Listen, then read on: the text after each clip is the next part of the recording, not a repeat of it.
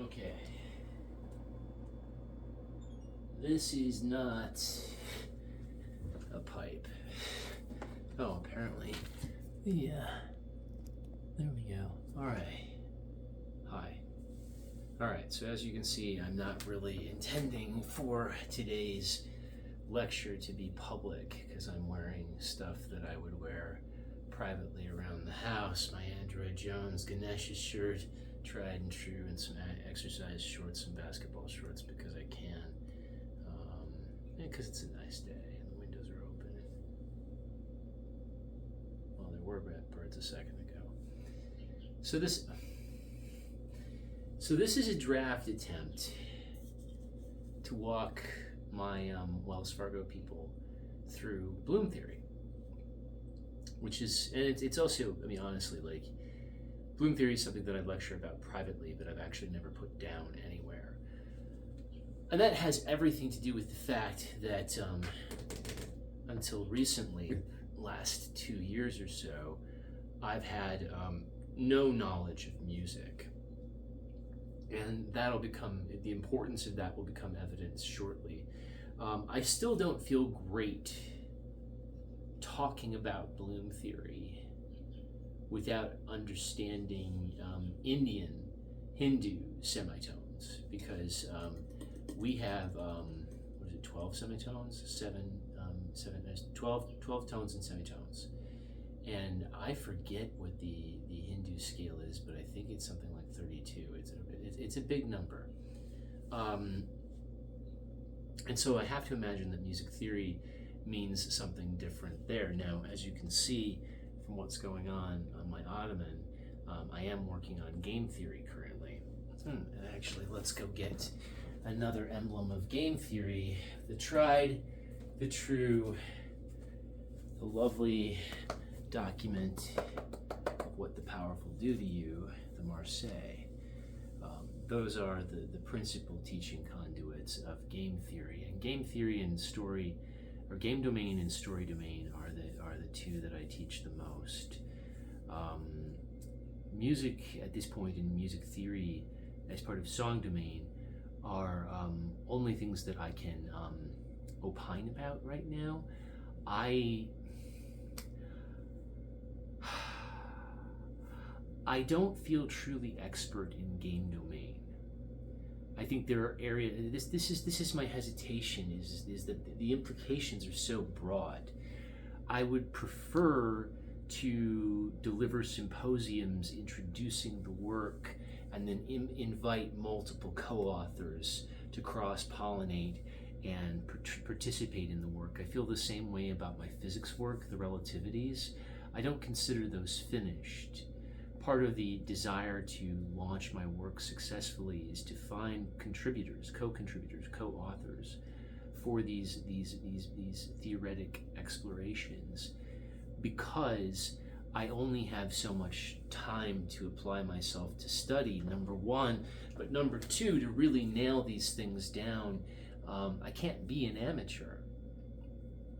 I have to be a master. At least that's what I tell myself. And then I look at, Einstein and Newton,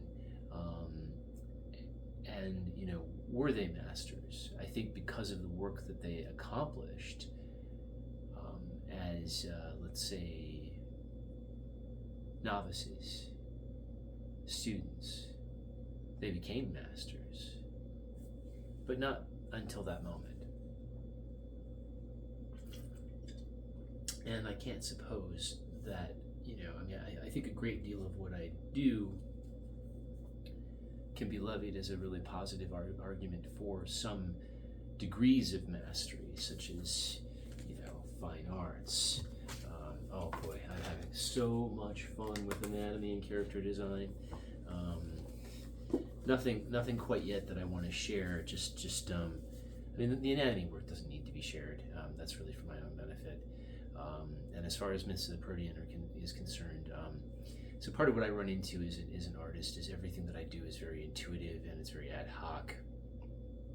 And to make those things function in a comic, if I draw my face once, it's important that the perspectives and the proportions of the features that define the face carry over from one iteration to the next, so that it's all readably consistently the same character. And that's not an area of strength for me. So that's one of the areas that I'm working on in terms of practice, is just sorting out consistency and proportion. It's funny that I'm 48 and I'm just now learning this, but hey, I didn't go to art school for more than a year, and I certainly didn't get into the illustration. It's funny. Everybody was correct at school. I should have done illustration. That was very much where my work was leaning, but I had a crush on a girl, and I was in love with a boy, and they were both sculptors. And they had a crush on each other, and he was in love with me, and they were both sculptors. And I wasn't going to do sculpture, but what became really clear through the course of freshman year is that I was one hell of a concept artist. And so that meant I got to go play with the sculptors and earn their respect. And the illustrators, not necessarily. I think by the end of your 4 years, everybody was buddies, but sophomore year, illustration, and design artists were they were sellouts. But looking back, the path to greatest success for me as an artist would certainly have been illustration. So Bloom theory.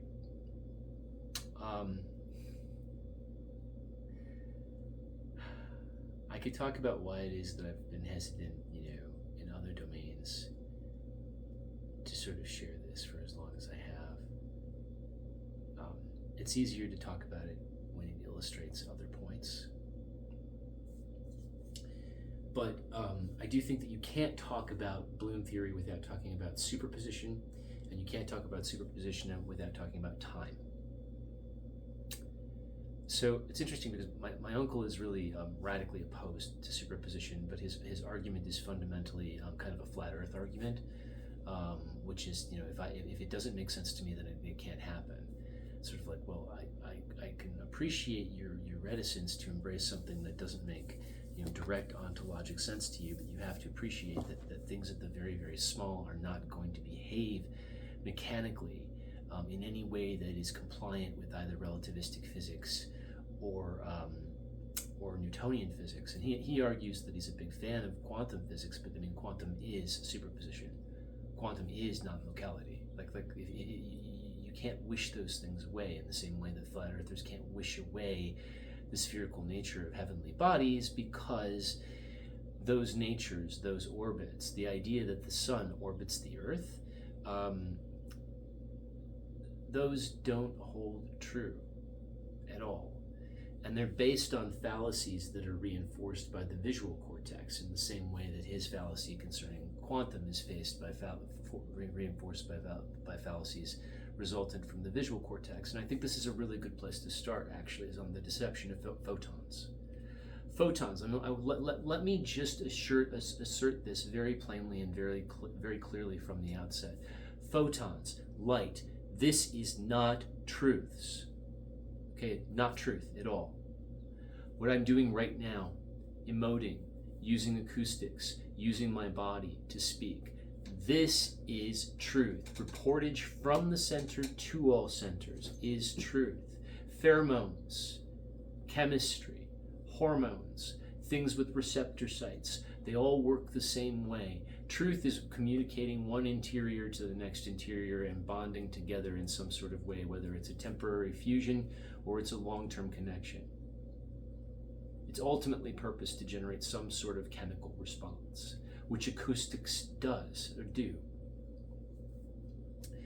The reason that you don't want to rely on photons too heavily is because unless you're a plant generating nourishment for other organisms, in which case the thermodynamic nature of photons powers photosynthesis and helps you build sugars and complex carbs,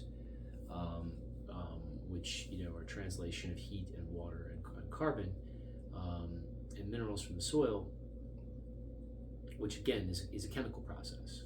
In that case, photons are providing energy to sustain thermodynamic energy to sustain a chemical process, a biochemical process. But otherwise, right here, right, this is reflection. right? This is unabsorbed reflected color. What isn't reflected, so let's say orange, red, green, right? That's absorbed into this shirt. So the red, there's no green, there's no blue, there's no yellow. Those are absorbed. The red is what's reflected. So right there, you're dealing with reflection. Okay, reflection. That's illusion. That is not truth. Okay. And then you're looking at shadow, right? Shadow, okay, and shadow.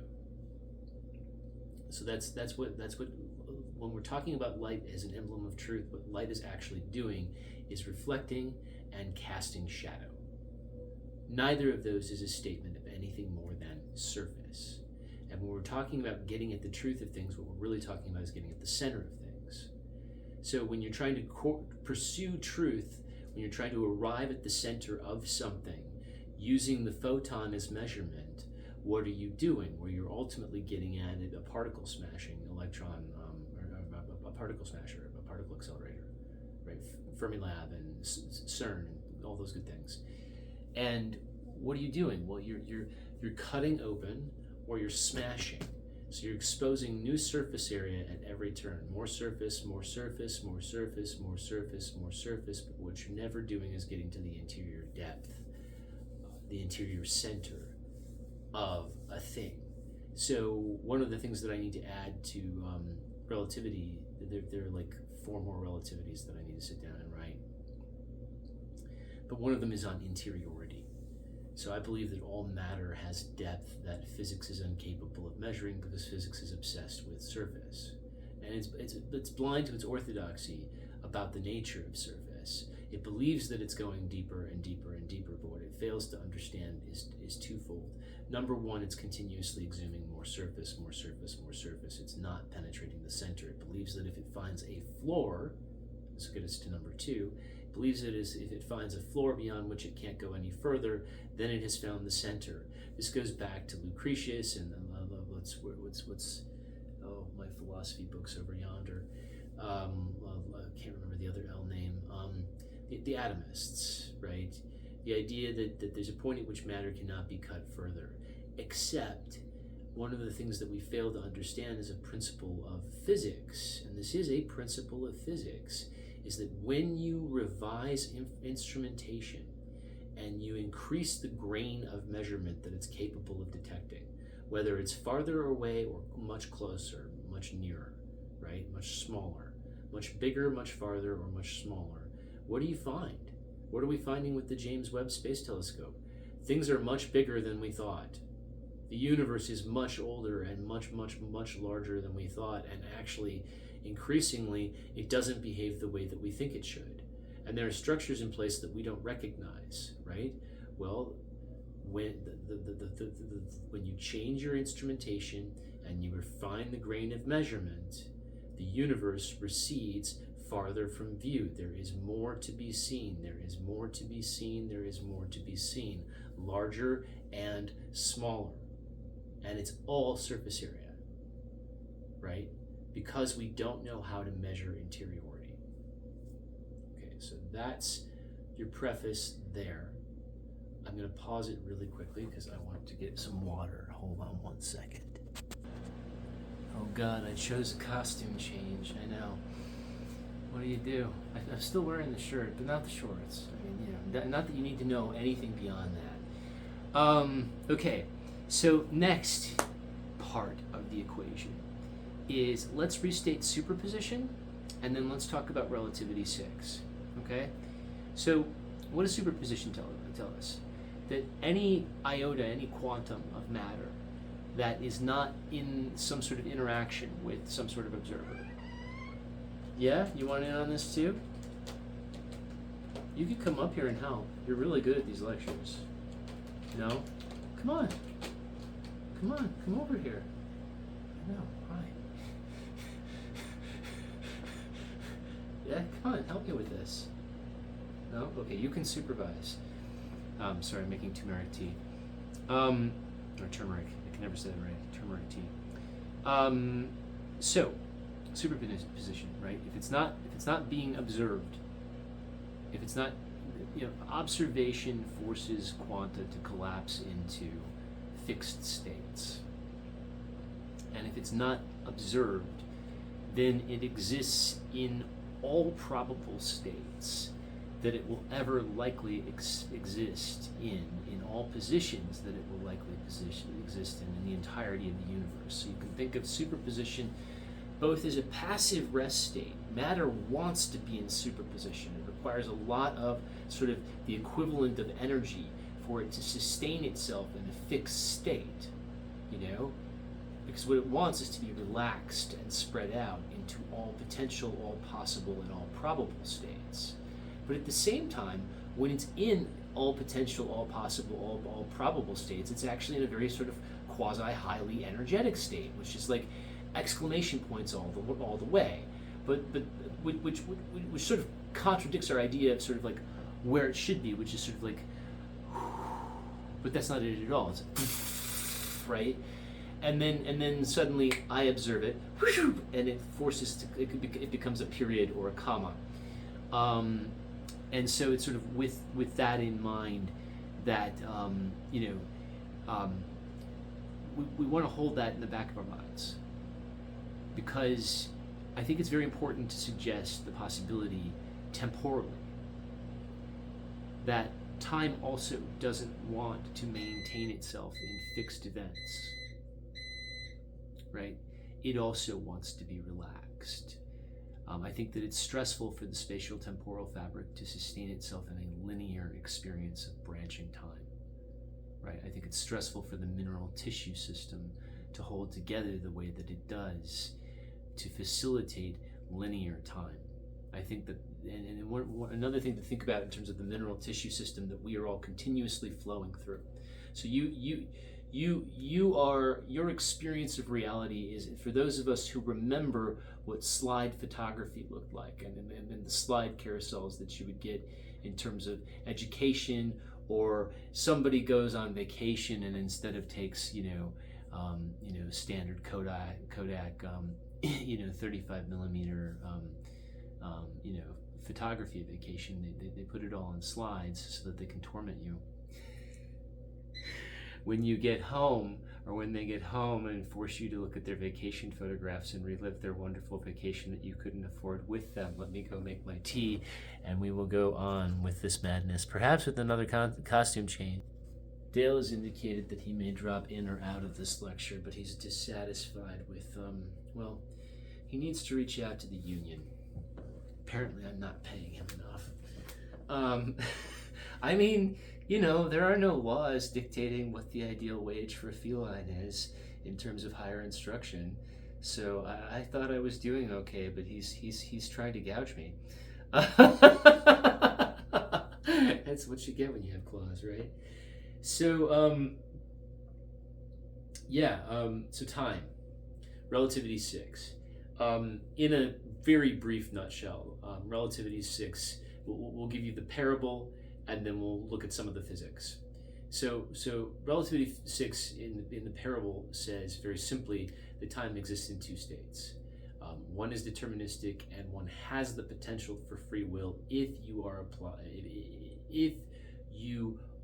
prepared when you arrive at that sort of brief destination. You can make use of your resources in an unrestricted temporal space that is not constrained by flow, if that makes sense. So, but if you aren't prepared, then you're basically just going to flounder and waste your time. And so this parable helps us understand why we struggle so much to be productive, because we don't even assume this, we don't understand this, but time has two states. So when we think about time in terms of a flowing stream system, in a mountain kind of stream context, you've got your downhill flowing, deterministic stream, and in this case, determinism is your friend. Go with the flow. By God, don't fight the current. and really take advantage of the fact that the current is doing all the work that you need it to do, and it will eventually get you to where you were going. Perhaps it will bifurcate and it will give you a choice of outcomes, but generally that really isn't so. I mean, if it's going to split in one direction, like in all likelihood, you're not going to get to where you want to go without a pretty spectacular waterfall. So like something to think about there is, do you need to pack a parachute to take that route? What happens when you get to the other side? Where's your boat? That kind of madness. So, and all streams ultimately lead to some sort of rest point, some sort of plateau where the water collects, it spreads out, perhaps it's deep, perhaps it's shallow, the current really ebbs considerably, and what you have is essentially a pond or a lake. If you have your resources arrive with you at roughly the same period, the same interval, when you reach a lake, then you have the capacity to enjoy some choice. And perhaps your choice, especially when it's paired to the choices of others, will deliver you to a point where you can really call what you're doing in that space free will. For those of you who are philosophy buffs, it's a pretty big deal for someone to actually resolve the age-old debate between determinism and free will. For those of you who are physics buffs, you'll notice that most of physics and a lot of higher math is highly suggestive that the universe is deterministic. Most of the universe does happen in streams. That's right. But there are still many, many, many, many, many lakes. And that's why some of the time, not all of the time, not most of the time, but consequentially, some of the time, you see that free will has utility and it has validity. Oh, that's really good. Sorry, I'm having my Twin Peaks moment. I haven't had this tea in a long time. And I've had plenty of coffee today. Man, I forget how good this is. Too bad I don't have any honey. With that in mind, I think that it's important next to get into the physics of time, which is not necessarily the same. Lakes we can call both events and attractor centers. Think of them as big black holes in space with Jupiter-style rings, accretion disks, okay? Event horizons.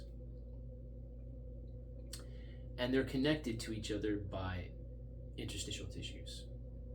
Oh boy, that's a really grotesque movement. Yes, interstitial tissues. There we go. I mean, they are conduits of travel. So when you exit one event, you are being literally propelled by that event by sending a transmissive gravity, as opposed to a receptive gravity, to the next event, which has a receptive gravity. Now, it's very, very important to understand a couple of things. You experience yourself contiguously flowing from one to the next. However, temporally, once you reach the next event, a very real part of you releases itself from you and lives in exact reverse. And you'll notice I didn't turn my palm around. It lives very sensibly, very orderly, in exact reverse back to the last event, and then back to, and back to, and back to, and back to, back and forth. The reason this is important is because the more we successfully hit events, as opposed to go off and hit other events, right? The more we increase their likelihood of occurrence, the more we increase their gravity of occurrence. And the more we guarantee that they are fixed forms that are anchoring the spatial temporal fabric into a relative place. And the more that guarantees that that temporal branching system that flows through those events really is reinforced overall. So when you're thinking about avoiding an outcome like the lovely convergent apocalypse that we're bearing down, any sensible, orderly species would be looking at that going, okay, we've done this many times before. And the fact that it's as difficult for us to worm our way out of and resolve as it very clearly has been should be indicative to us that it has massive likelihood of occurrence. If we're going to do anything, it should be very, very clear that we can't resolve or change that event set. So if we want to get out of the event set that we're headed toward, we have to bend the whole branch toward a different outcome. Does that make sense?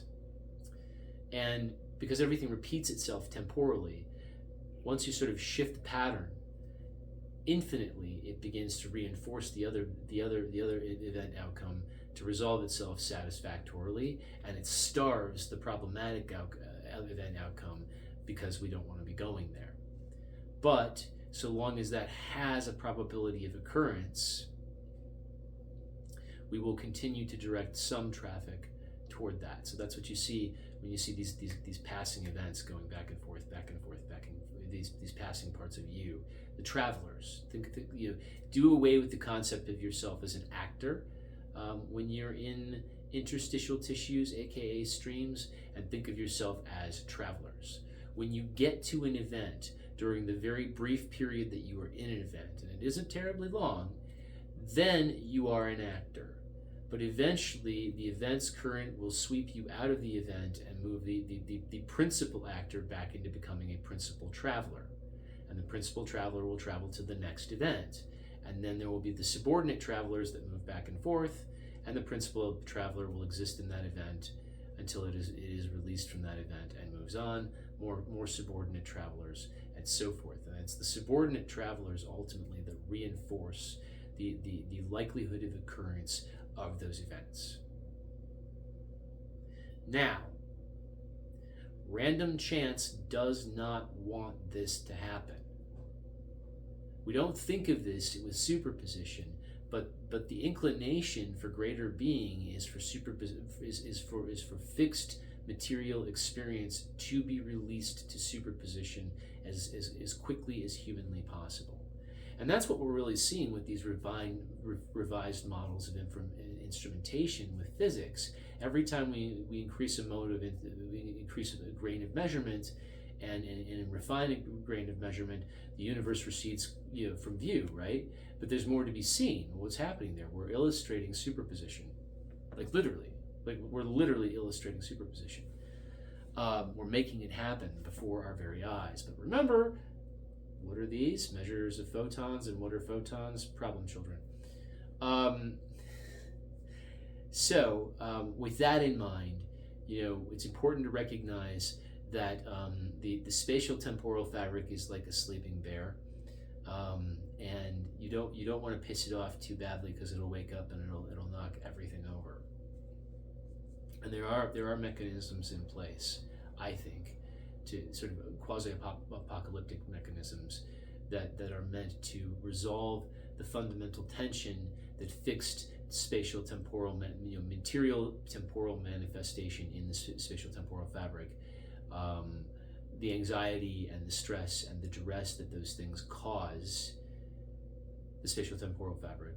I do think at a certain point there is kind of a seismic underpinning that will break up all of that crust and will reassert some sort of new order that begins to flow in a different way. And it's important to recognize that the patterns at one level of nature do repeat themselves at others. So it is important to sort of recognize that in all likelihood, the spatial temporal fabric has a quasi-tectonic quality to it.